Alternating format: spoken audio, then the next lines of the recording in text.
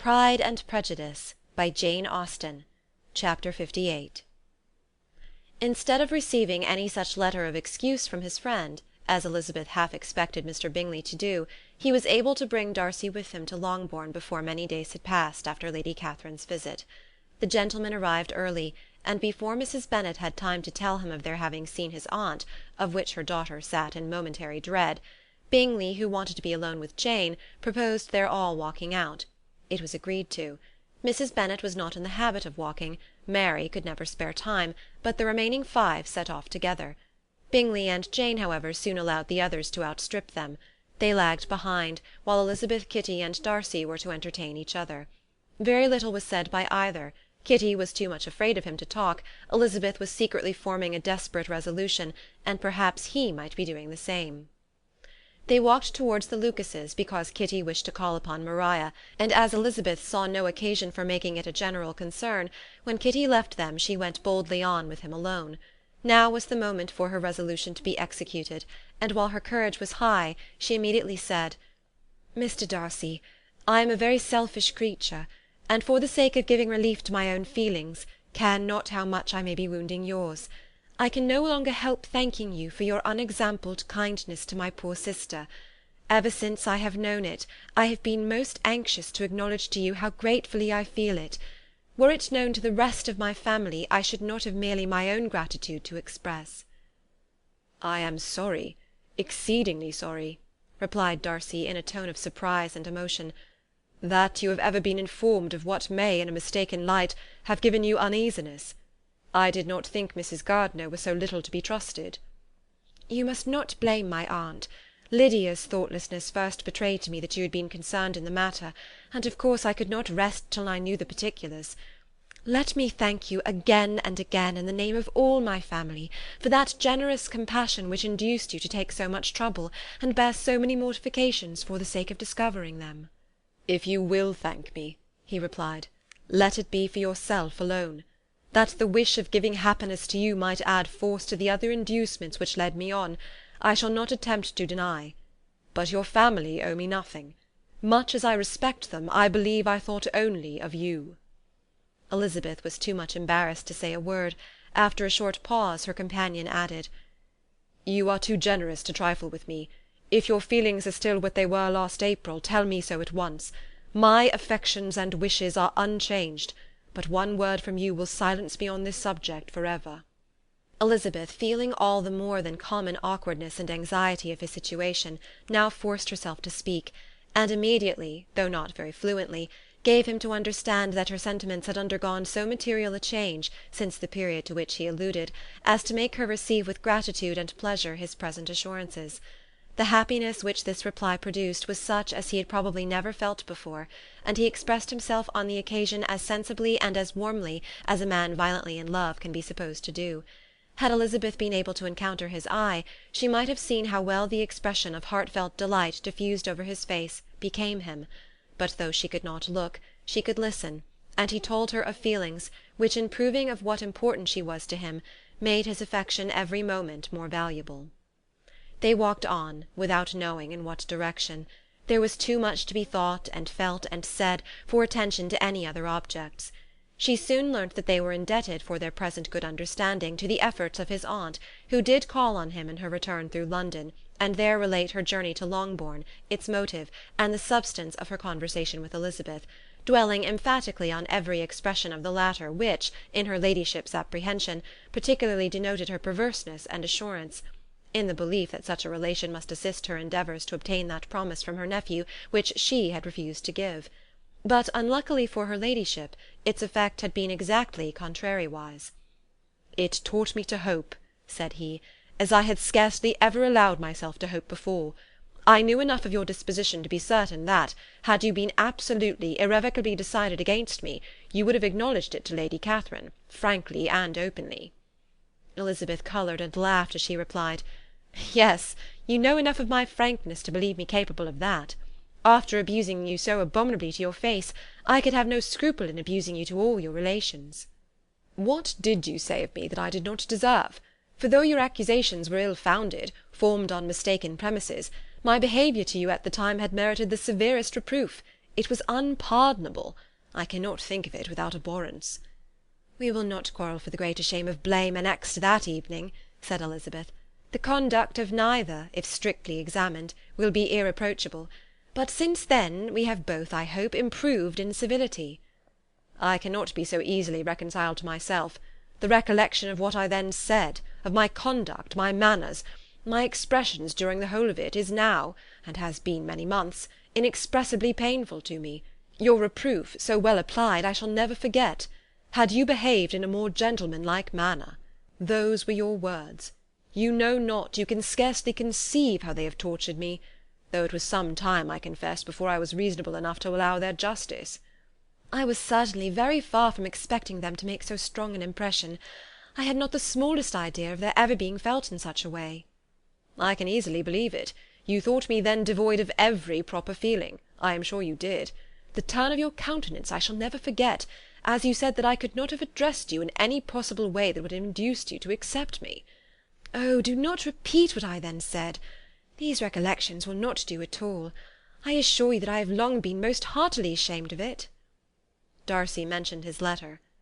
"Did it," said he, "did it soon make you think better of me? Did you, on reading it, give any credit to its contents?" She explained what its effect on her had been, and how gradually all her former prejudices had been removed. "I knew," said he, "that what I wrote must give you pain, but it was necessary. I hope you have destroyed the letter. There was one part especially, the opening of it, which I should dread your having the power of reading again. I can remember some expressions which might justly make you hate me." "The letter shall certainly be burnt, if you believe it essential to the preservation of my regard. But though we have both reason to think my opinions not entirely unalterable, they are not, I hope, quite so easily changed as that implies." "When I wrote that letter," replied Darcy, "I believed myself perfectly calm and cool, but I am since convinced that it was written in a dreadful bitterness of spirit." "The letter perhaps began in bitterness, but it did not end so. The adieu is charity itself. But think no more of the letter. The feelings of the person who wrote, and the person who received it, are now so widely different from what they then were, that every unpleasant circumstance attending it ought to be forgotten. You must learn some of my philosophy. Think only of the past, as its remembrance gives you pleasure." "I cannot give you credit for any philosophy of the kind. Your retrospections must be so totally void of reproach, that the contentment arising from them is not of philosophy, but, what is much better, of innocence. But with me it is not so. Painful recollections will intrude which cannot, which ought not, to be repelled. I have been a selfish being all my life, in practice, though not in principle. As a child I was taught what was right, but I was not taught to correct my temper. I was given good principles, but left to follow them in pride and conceit. Unfortunately an only son, for many years an only child, I was spoilt by my parents, who, though good themselves, my father particularly all that was benevolent and amiable, allowed and encouraged almost taught me to be selfish and overbearing, to care for none beyond my own family circle, to think meanly of all the rest of the world, to wish at least to think meanly of their sense and worth compared with my own. Such I was from 8 to 28, and such I might still have been but for you, dearest, loveliest Elizabeth. What do I not owe you? You taught me a lesson, hard indeed at first, but most advantageous. By you I was properly humbled. I came to you without a doubt of my reception. You showed me how insufficient were all my pretensions to please a woman worthy of being pleased." "Had you then persuaded yourself that I should?" "Indeed I had. What will you think of my vanity? I believed you to be wishing, expecting my addresses." "My manners must have been in fault, but not intentionally, I assure you. I never meant to deceive you, but my spirits might often lead me wrong. How you must have hated me after that evening!" "Hate you? I was angry, perhaps, at first, but my anger soon began to take a proper direction." "I was almost afraid of asking what you thought of me, when we met at Pemberley. You blamed me for coming?" "No, indeed. I felt nothing but surprise." "Your surprise could not be greater than mine in being noticed by you. My conscience told me that I deserved no extraordinary politeness, and I confess that I did not expect to receive more than my due." "My object, then," replied Darcy, "was to show you, by every civility in my power, that I was not so mean as to resent the past, and I hoped to obtain your forgiveness, to lessen your ill opinion, by letting you see that your reproofs had been attended to. How soon any other wishes introduced themselves I can hardly tell, but I believe in about half an hour after I had seen you." He then told her of Georgiana's delight in her acquaintance, and of her disappointment at its sudden interruption, which naturally leading to the cause of that interruption, she soon learnt that his resolution of following her from Derbyshire in quest of her sister had been formed before he quitted the inn, and that his gravity and thoughtfulness there had arisen from no other struggles than what such a purpose must comprehend. She expressed her gratitude again, but it was too painful a subject to each to be dwelt on further. After walking several miles in a leisurely manner, and too busy to know anything about it, they found at last, on examining their watches, that it was time to be at home. What could become of Mr. Bingley and Jane? Was a wonder which introduced the discussion of their affairs. Darcy was delighted with their engagement. His friend had given him the earliest information of it. "I must ask whether you were surprised," said Elizabeth. "Not at all. When I went away I felt that it would soon happen." "That is to say, you had given your permission. I guessed as much." And though he exclaimed at the term, she found that it had been pretty much the case. "On the evening before my going to London," said he, "I made a confession to him, which I believe I ought to have made long ago.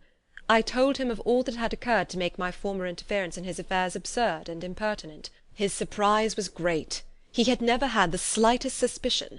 I told him, moreover, that I believed myself mistaken in supposing, as I had done, that your sister was indifferent to him, and as I could easily perceive that his attachment to her was unabated, I felt no doubt of their happiness together." Elizabeth could not help smiling at his easy manner of directing his friend. "Did you speak from your own observation," said she, "when you told him that my sister loved him, or merely from my information last spring?" "From the former. I had narrowly observed her during the 2 visits which I had lately made here, and I was convinced of her affection." "And your assurance of it, I suppose, carried immediate conviction to him?" "It did.